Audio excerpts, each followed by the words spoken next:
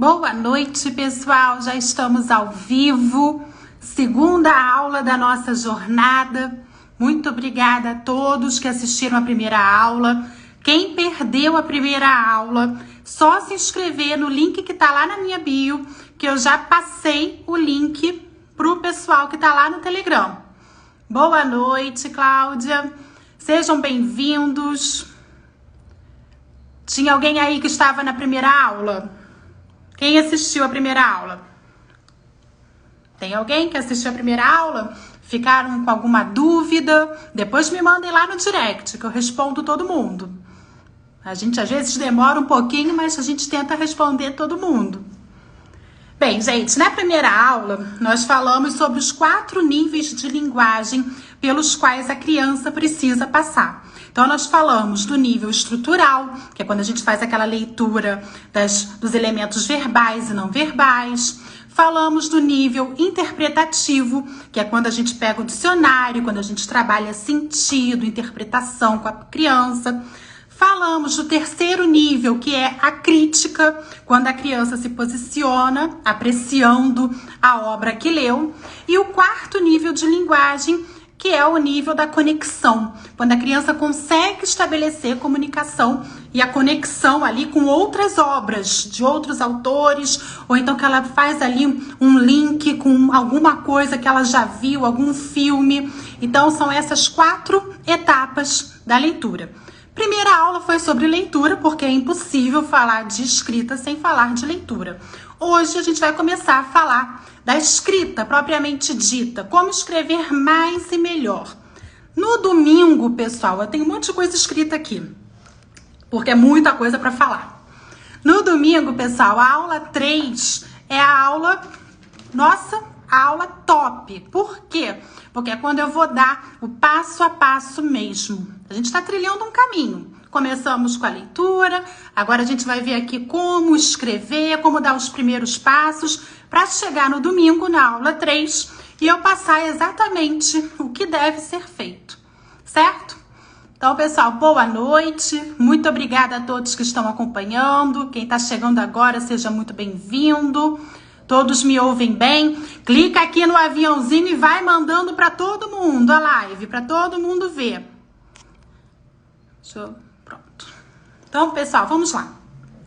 Nessa aula de hoje, eu pensei assim, como é que eu vou começar a falar da escrita? Então, o primeiro ponto, pessoal, que eu quero reforçar com vocês é o seguinte: como que a gente escreve mais e melhor? Eu acho que é a grande pergunta, né? Como? Como é que a gente faz isso? Tem alguma mágica? Como é que é? Então, vamos lá. Quando eu falo como escrever mais, eu não estou falando de extensão de texto. Eu não estou falando do tamanho do texto, tá? Não é escrever um textão, não. Eu estou falando de rotina. Como escrever mais vezes, como incorporar a escrita no dia a dia da criança, certo? Nessa rotina da criança, numa correria do dia a dia, com tantas telas, com tanto videogame, computador, celular, como que a gente vai inserir a escrita nesses momentos? E tantos momentos que passam despercebidos pela gente, que a gente podia estar explorando essa escrita e a gente às vezes deixa escapar, assim como a leitura, né? Na primeira aula nós falamos sobre isso, da importância da gente ter livros sempre à disposição para a criança observar os livros, ter a vontade de manusear, de folhear. E a escrita é a mesma coisa, a gente tem que oferecer à criança oportunidades de escrita, tá? Então, o escrever mais é o escrever mais vezes, tornar um hábito, tornar uma rotina, inserir na vida da criança o ato da escrita com a letra cursiva, que tanto está se perdendo hoje em dia. Hoje em dia a gente vive teclando, a gente vive lá no celular só com o dedo. O hábito da letra cursiva está se perdendo. Tem até aquelas brincadeiras, né? Escreva a sua letra, escreva um bilhete, poste nos stories pra gente ver como é que é a sua letra, porque as pessoas não sabem mais como é a letra do outro, não reconhecem mais a letra do outro. Então, nessa aula de hoje, primeira coisa, né?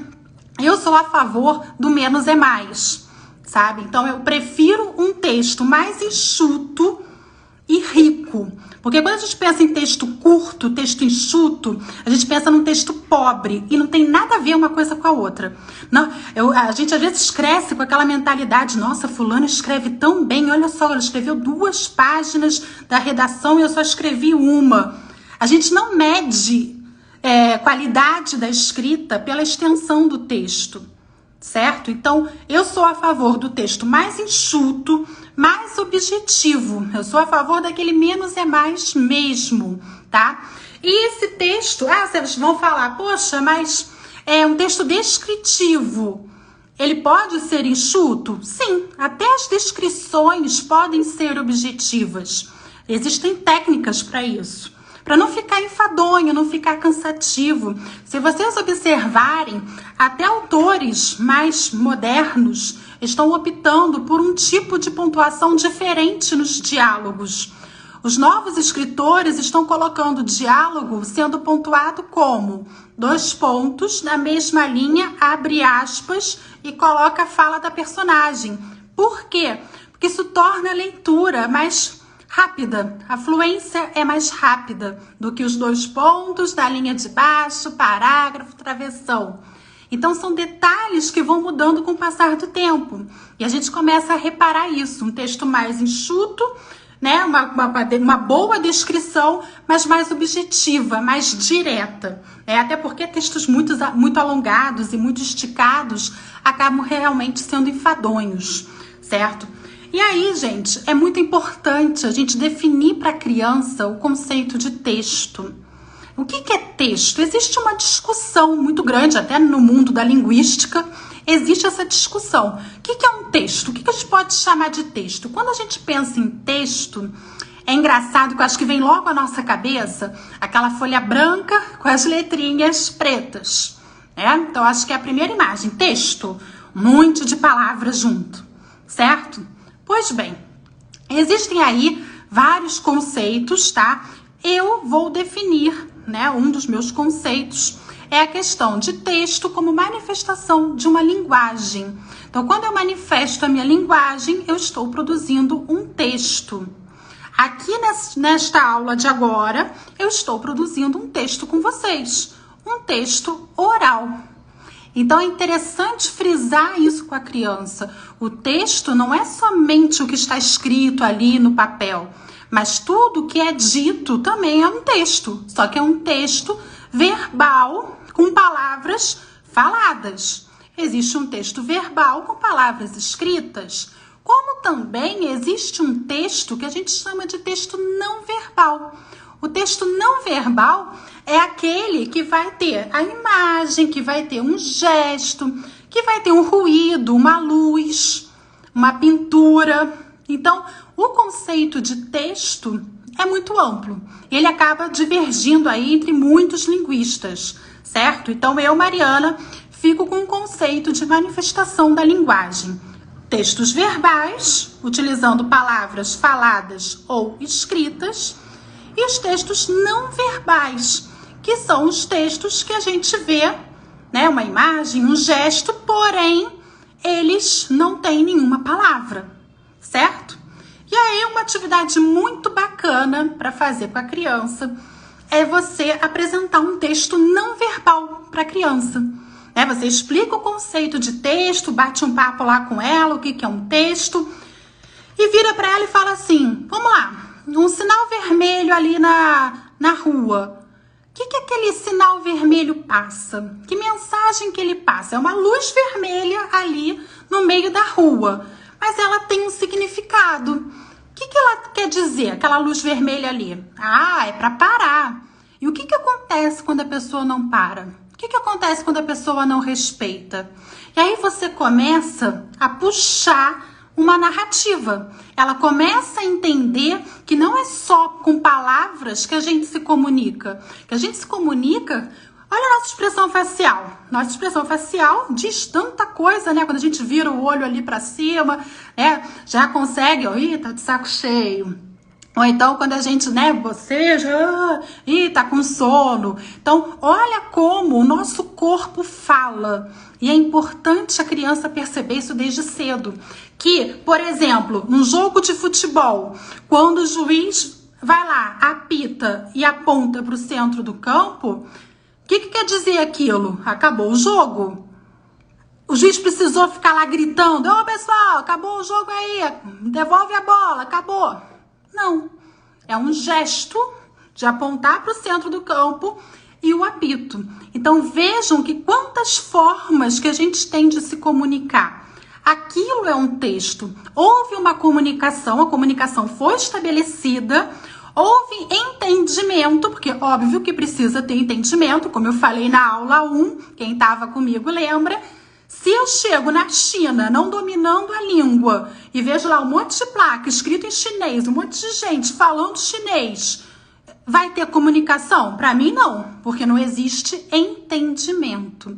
Então, para existir comunicação, é necessário ter entendimento. Eu preciso transmitir uma mensagem e o meu interlocutor precisa compreender essa mensagem, certo? Então, essa é uma primeira atividade. Começa a trabalhar com a criança textos não verbais. Estimula a criança para produzir as narrativas orais primeiro. Como eu disse na primeira aula, é muito interessante a gente estimular essa narrativa oral, porque é dela que vai surgir o planejamento, que eu vou explicar isso na aula 3, no domingo, para a gente organizar as ideias no planejamento e ir para a escrita de fato.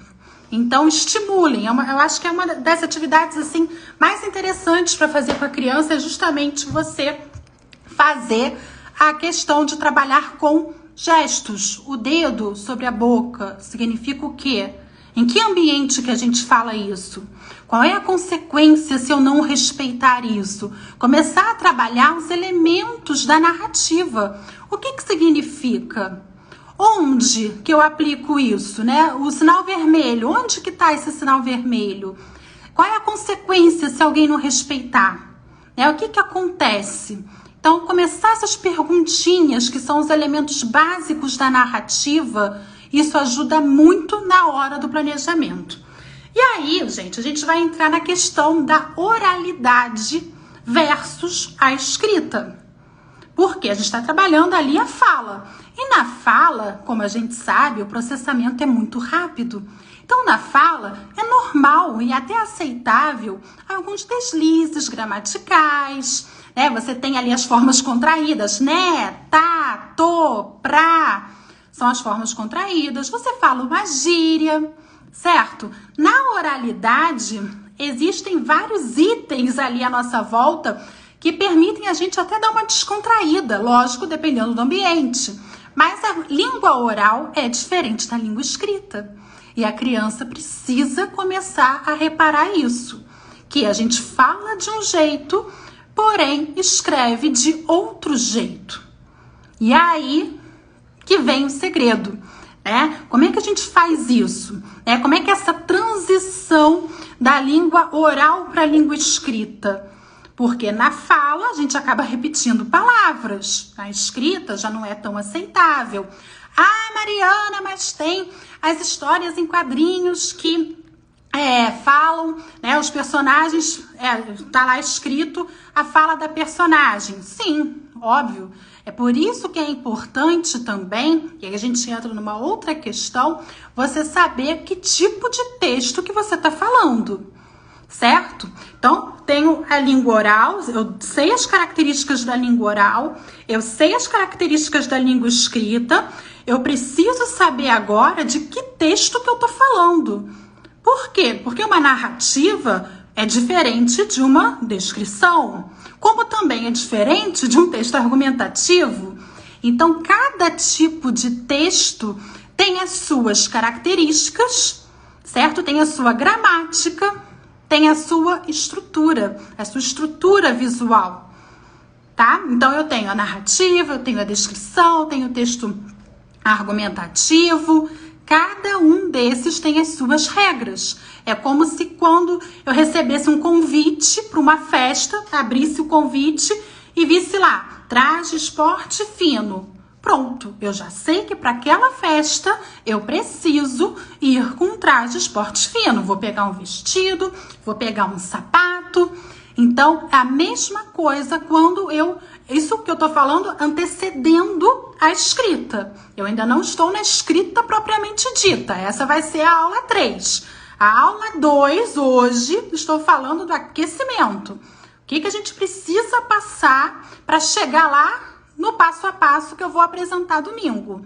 Então, vejam só, passei pelo conceito de texto, texto verbal, não verbal, a diferença de língua oral, de língua escrita. Que tipo de texto que eu estou falando? É sobre o quê? Também é importante. Então, eu estou ainda no pré, ainda estou no aquecimento da escrita. Isso tudo ainda é um planejamento. E aí, gente, é muito importante nessa hora do planejamento. Eu vejo muito meus alunos, né, quando eu passo uma produção de texto, eles ficam muito preocupados. Eu acho até bacana, mas a gente depois conversa sobre isso. Eles ficam muito preocupados em ser criativo, em ser original, contar uma história mirabolante. E é o que eu falo com eles, pessoal. Tudo que vocês vão falar já foi dito antes. Vocês estão reproduzindo alguém. Tudo que vocês vão escrever, vocês não estão inventando a roda. Na verdade, nada se cria, né? Tudo se copia. Tudo que a gente fala, o que eu tô falando aqui com vocês, eu não inventei. Eu li em livros, né? Até em falar em livros, trouxe aqui para vocês conhecerem um livro que mudou a minha vida, que é o Comunicação em Prosa Moderna, do Otton Garcia, Fundação FGV, né? Da editora FGV. E o Comunicação em Prosa Moderna, quer ver? Eu até tenho aqui escrito que eu tenho esse hábito, né? Eu comprei o Comunicação em Prosa Moderna no segundo período da faculdade e foi um livro que mudou a minha vida. É um livro que, se vocês tiverem oportunidade, comprem. É um livro que vale a pena. Até hoje eu pego para consultar, ver ali alguma coisa para uma aula. É um livro excelente que mudou a minha vida, mudou a minha forma de enxergar a escrita. E aí, voltando para os meus alunos, né? Eu passo a proposta de redação e eles ficam lá empolgados, querendo ser original, querendo ser criativo. E eu converso isso com eles. A questão é, vocês não vão inventar a roda. Tudo que vocês vão falar já foi dito por alguém antes. Agora, qual vai ser o grande diferencial do texto de vocês? O toque pessoal, a visão de mundo que vocês têm. E aí, como é que a gente consegue essa visão de mundo? Pela leitura. E aí é que eu vejo um cara que lê pra caramba, que gosta, e aquele cara que às vezes tem uma ideia genial, mas ele não consegue colocar no papel porque ele não tem modelos de leitura prévia. Essa é a grande diferença. Então, a gente às vezes, né, a criança quer ser muito original, quer ser muito criativa, bacana, estimulem isso, mas ninguém está inventando roda, né? Ninguém está ali querendo, vou falar sobre um menino desobediente que desobedecia a mãe, que não gostava dos amiguinhos. Gente, isso daí já foi dito. Qual é o nome do livro? Aqui, olha, Comunicação em Prosa Moderna, do Otton Garcia, Comunicação em Prosa Moderna. Depois eu coloco lá na legenda para vocês, porque realmente é um livro que mudou a minha vida, tá? Depois a gente até pode conversar mais sobre isso, porque é um livro que tá todo escrito, todo sublinhado, né? Já tá todo até amarelinho aqui nas pontas, porque é um livro que me ajudou muito, que eu consulto até hoje. Mas então, pessoal, como eu estava falando, a questão da escrita. Muito obrigada. Escreveram aí no chat para mim. Comunicação em Prosa Moderna. Muito obrigada.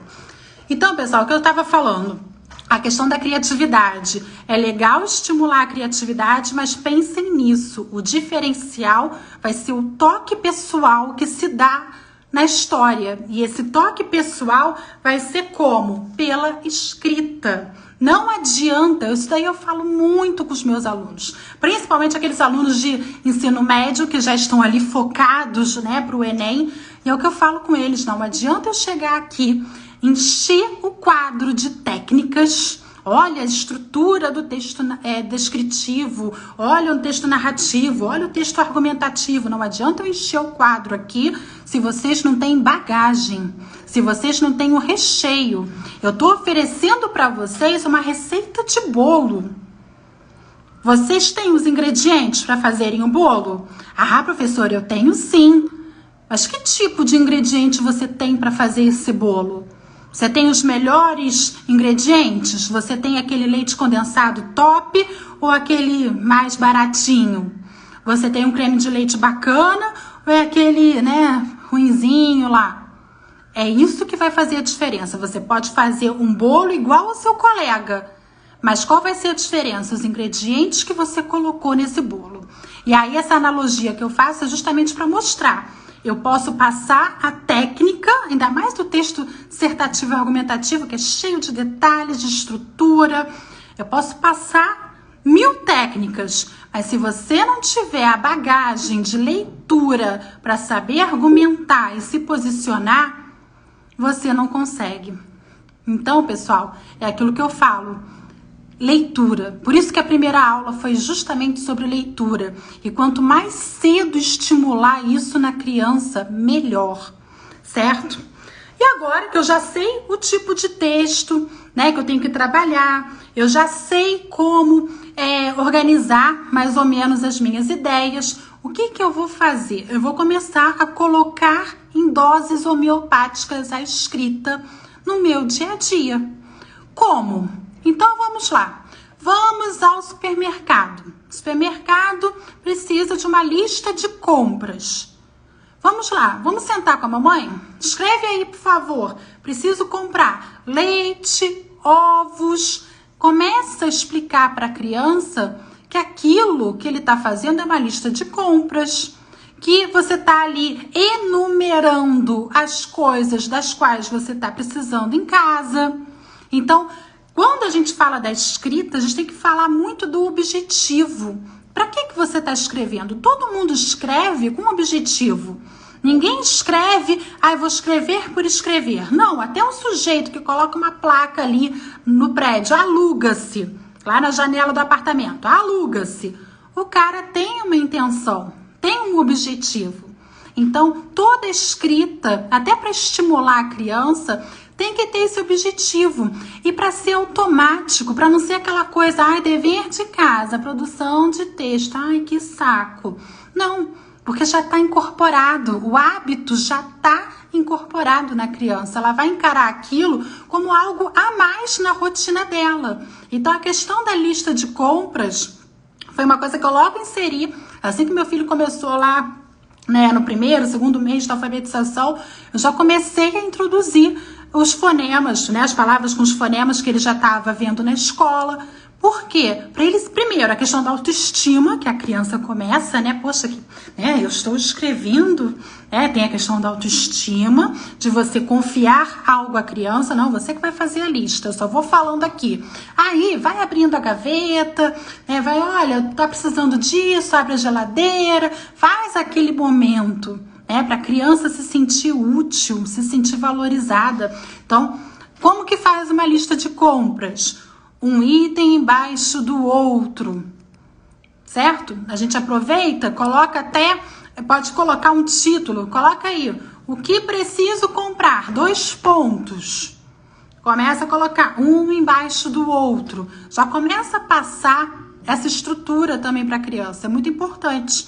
Escrever por escrever, não, a gente está querendo escrever, já começando a inserir certos comportamentos e certas estruturas. Então, a lista de compras, a gente tem essa estrutura.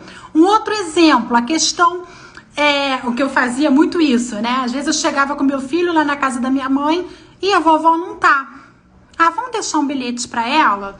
Então, olha só, já estou colocando mais um item de escrita no dia a dia. Vamos elaborar um bilhete? Vamos começar a trabalhar a noção, né, dos nomes. dos vocativos, né? Como é que é a estrutura de um bilhete? Vovó, vírgula, embaixo. O que a gente pode escrever? Ah, que a gente esteve aqui e ela não estava. Tá, então vamos colocar isso no papel? Então vamos lá. Estivemos aqui, você não estava. E como é que a gente se despede? Beijo. Beijo quem? Quem é que deixou esse bilhete aqui? Ah, tá, Mariana. Certo? Então, mais um ponto. Tô colocando aqui várias ideias para vocês irem colocando em doses homeopáticas aí a escrita no dia a dia. O bilhete é uma ótima. Às vezes um bilhete para colocar na geladeira. Mamãe, está faltando o leite, né? Às vezes viu alguma coisa, vai lá, coloca lá o post-it na geladeira. Um quadro de imã é muito bacana também. Tem um quadro de imã que a pessoa só vai colocando lá os avisos. É muito interessante. Quando meu filho começou a desenvolver a escrita, eu tornei o ambiente de escrita. Como que a gente torna um ambiente de escrita? Comprei um quadro branco, não comprei um quadro branco gigantesco, mas comprei um quadro, até mostro aí de vez em quando nos stories que eu passo algumas atividades para ele no quadro branco, principalmente conjugação de verbo, eu passo mais no quadro branco. O que eu fiz? Comprei esse quadro branco já é de imã, ele já tem o imã, então já aproveito, né, escrevo. Ele também escreve, então ele tá sempre ali escrevendo lá as brincadeiras dele, ele anota lá, quando ele faz lá a partida de futebol com os bonecos dele, ele anota lá time 1, time 2, quantos pontos, aproveita, até trabalha um pouquinho de matemática também. Então, quadro branco foi uma das primeiras coisas que eu comprei. Aquelas lousas mágicas, então tudo que eu via que falava, isso aqui é bom para escrever, eu comprava. Por quê? Deixava vários lápis, aqueles lápis bonitos, coloridos, tudo muito favorável para a escrita, tudo muito pronto, muito propício para que ele chegasse e formulasse a escrita.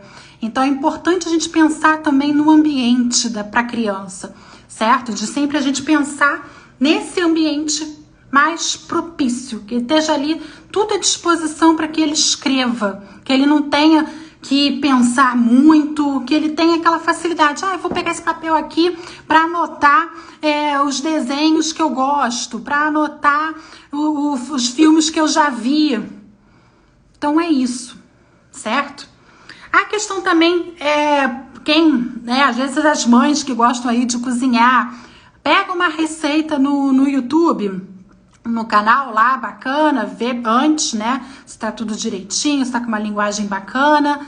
Depois, senta com ele e fala, olha filho, tô vendo aqui um vídeo, vai anotando aí pra mim, olha, ele tá falando que precisa de uma xícara de açúcar, uma xícara de farinha, vai anotando aí pra mim, 100 gramas de não sei o que, 200 de não sei o que. Tá vendo? São coisas simples. Às vezes você nem vai usar aquela receita para nada, você não vai fazer aquela receita nunca, mas é aquele momento também afetivo que você tem ali com seu filho, que ele se sente valorizado. Poxa, a mamãe tá precisando de mim, eu estou ajudando a minha mãe. Olha a questão da autoestima de novo. Ela me chamou. Ele se sente útil, então começa, anota aí pra mim. E aí, gente, não é só escrita, não estou falando só de língua portuguesa, porque olha quantos conceitos que tem dentro de uma receita culinária. Eu tenho a questão do grama, do quilo, eu posso tratar de matemática, posso tratar lá metade de um quarto de xícara. Olha aí a questão da fração, meu filho está estudando fração. Olha aí a questão matemática na receita culinária, a questão do gênero do substantivo que tanta gente erra, é o grama que é a medida, 200 gramas, a grama é grama de capim, então nada de falar 200 gramas não, pelo amor de Deus, Então, olha quantas coisas são trabalhadas numa simples questão, vai anotando para mim, tanto isso. Olha a questão dos verbos, né? Quando a gente fala, nossa, meu filho tem dificuldade para conjugar verbo. Por quê? Ou a receita culinária, por exemplo. A receita culinária trabalha com verbos no modo imperativo, que são aqueles da ordem, do pedido, das instruções. Quando você está falando de receita culinária, você está falando o tempo todo. Aqueça o forno, faça isso. Olha aí, você já está dando ali a gramática do texto. Quando pedirem para ele fazer algo parecido, ele já vai se lembrar daquele momento que teve com você. Outra questão também, vi um filme legal. Agora, essa época de Natal, tem tantos filmes bonitos de Natal, com mensagens bonitas. Vamos lá, assistimos ao filme. Vamos fazer um texto. Qual foi a sua opinião? O que você gostou? Época de Natal também vem a famosa cartinha ao Papai Noel. Aproveitem e... Pronto. Apareceu uma mensagem aqui que a conexão está ruim. Aqui em Petrópolis o tempo está meio instável. Ainda não choveu, mas está bem nublado, está com umas nuvens bem fechadas ali. Mas vamos lá, vamos seguindo. Então, sobre os filmes, né? Eu estava falando sobre a questão dos filmes. Assistiu a um filme de Natal, agora nessa época, vamos fazer um texto de opinião. O que você gostou? Faz uma pastinha de fichas, compra aquelas fichinhas, igual que a gente fazia fichamento na faculdade, aquelas fichinhas.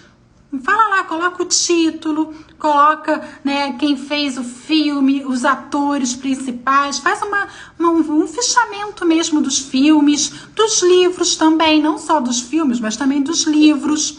A questão que eu estava falando, da cartinha do Papai Noel.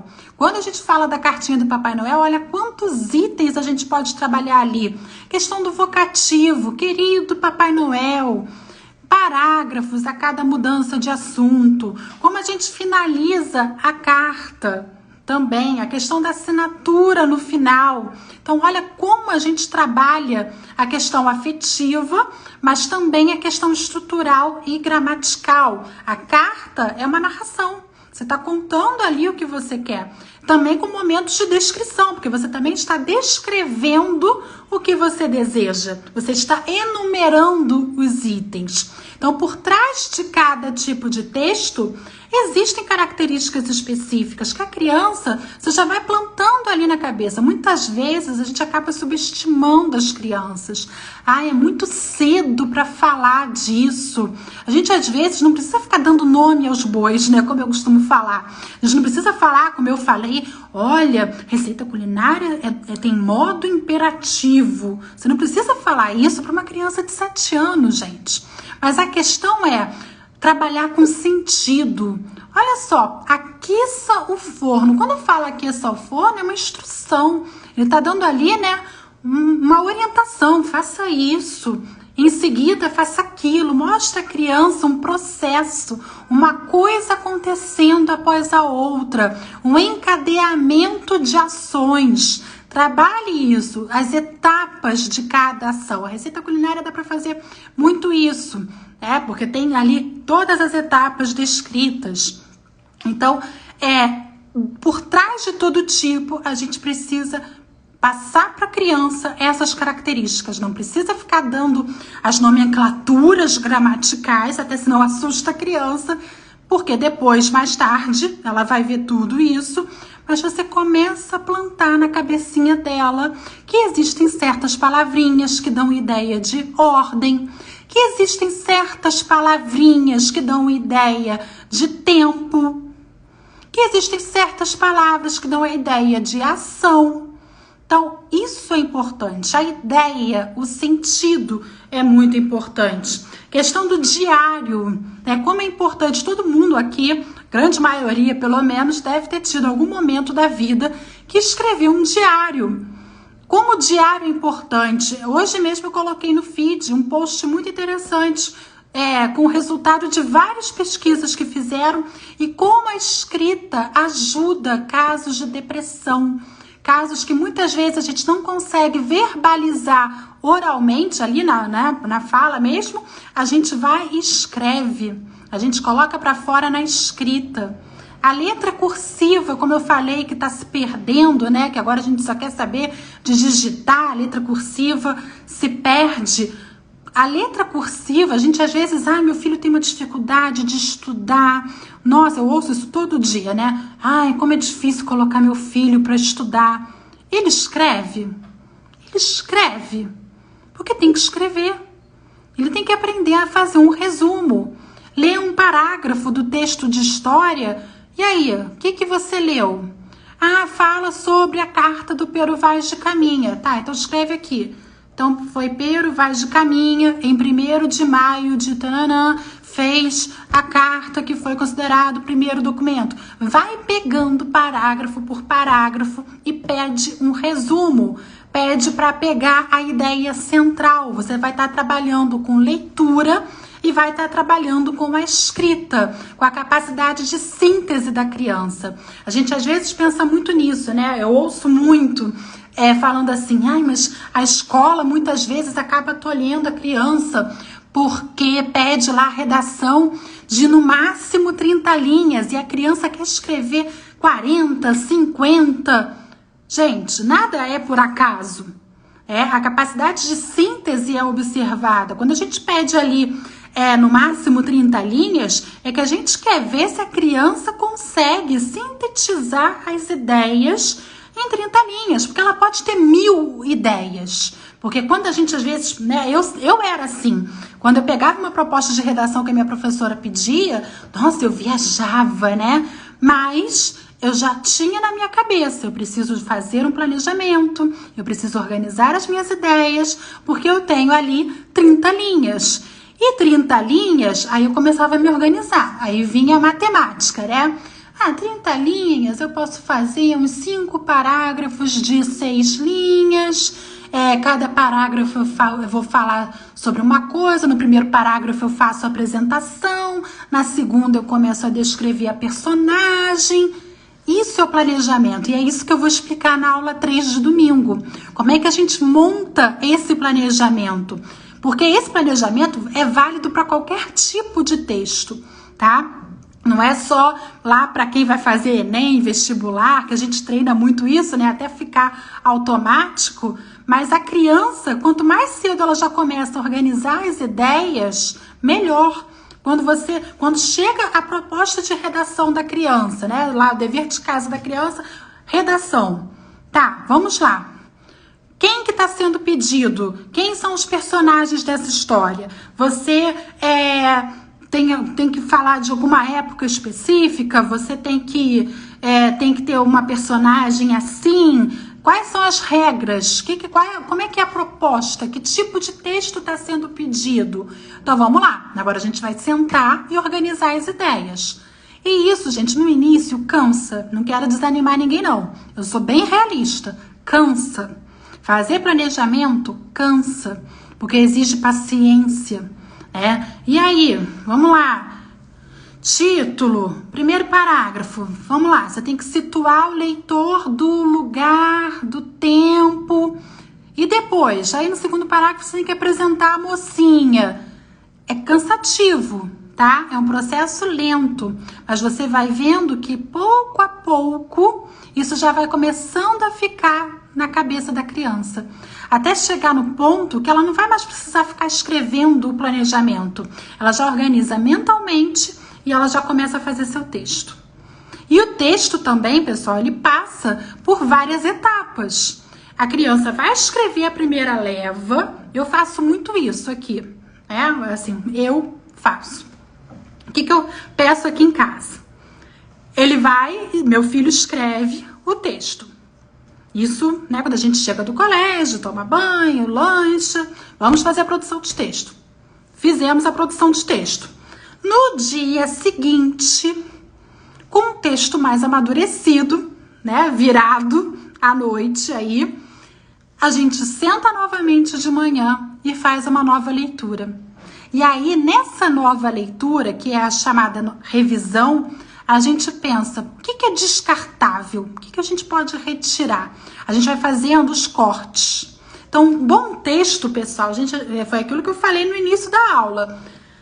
Menos é mais. Não se atentem a questão de quem escreve muito escreve bem, eu escrevo meia dúzia de linhas, eu sou péssima. Não, se a sua criança em casa, ai Mariana, meu filho escreve pouco, a professora pede 30 linhas, ele está escrevendo 10. Calma, essas 10 linhas têm qualidade?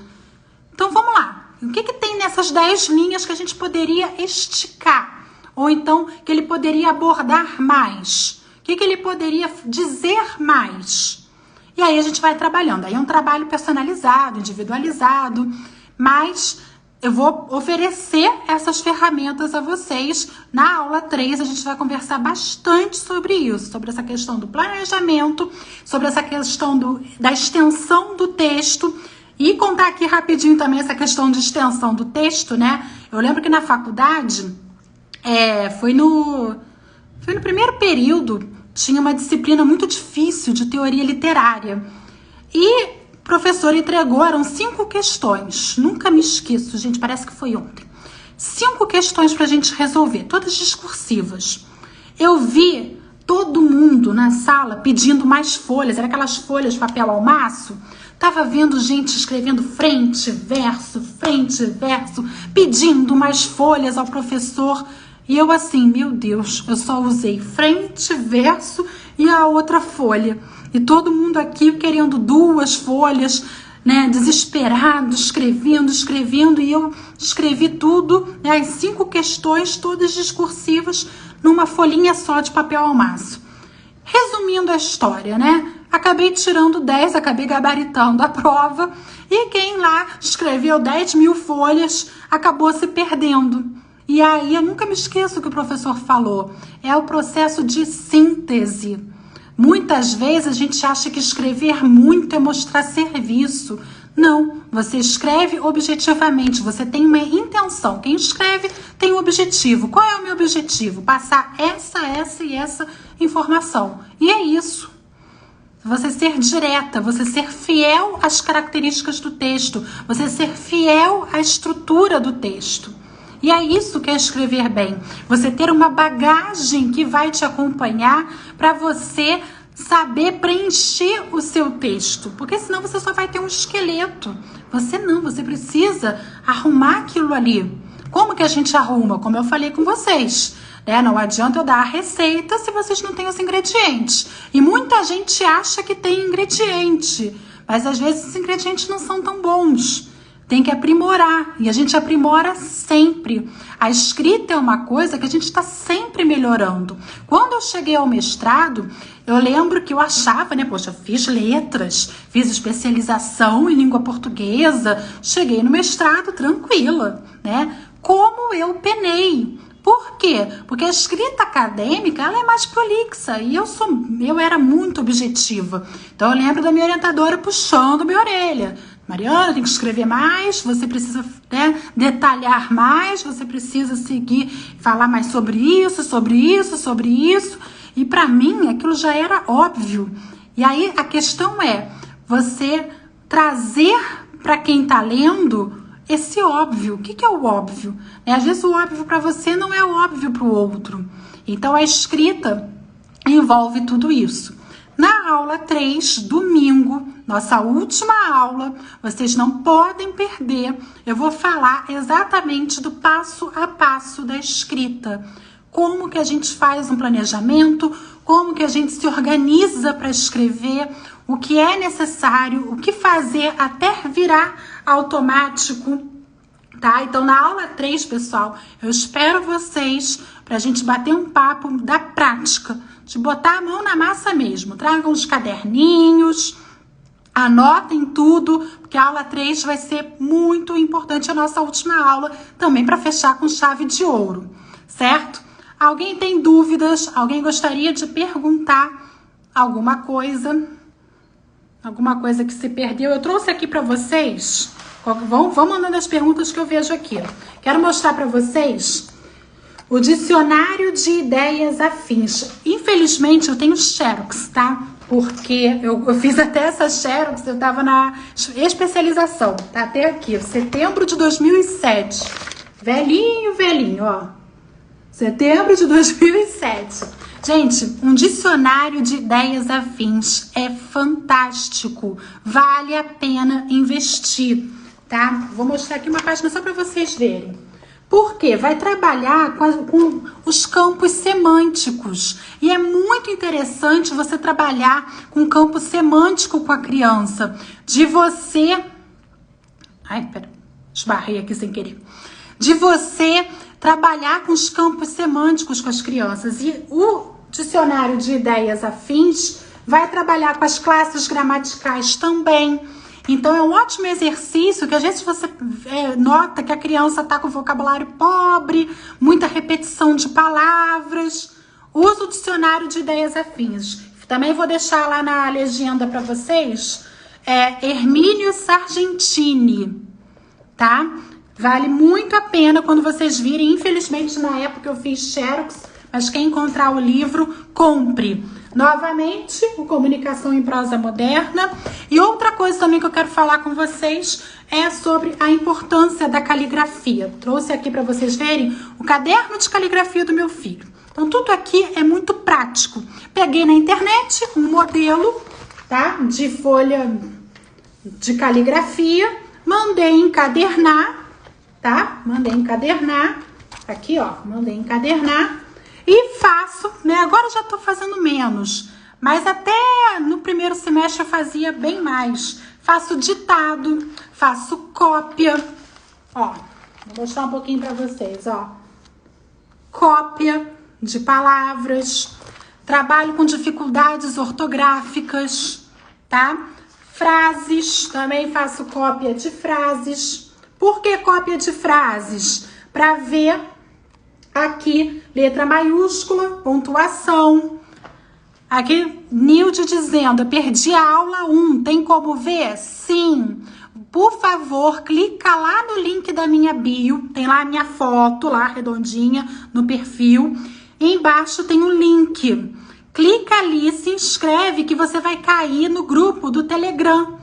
E aí você vai ter acesso ao link da aula 1. Isso, gente, é para todo mundo, tá? Quem perdeu a aula 1, até para entender um pouco mais dessa aula 2, é necessário assistir a aula 1, para vocês perceberem algumas coisas que eu falei na aula 1, que vocês vão falar, poxa, ela falou, passou batido, porque eu já tinha falado na aula 1, tá? Então, quem quiser, pessoal, assistir a aula 1, entra lá no link, ou então pede para mim no direct que eu já mando direto para vocês, tá bom? Pessoal, mais alguma dúvida? Mandem aí. Deixa eu beber uma água que eu tô com a boca seca, gente. O tempo tá seco aqui.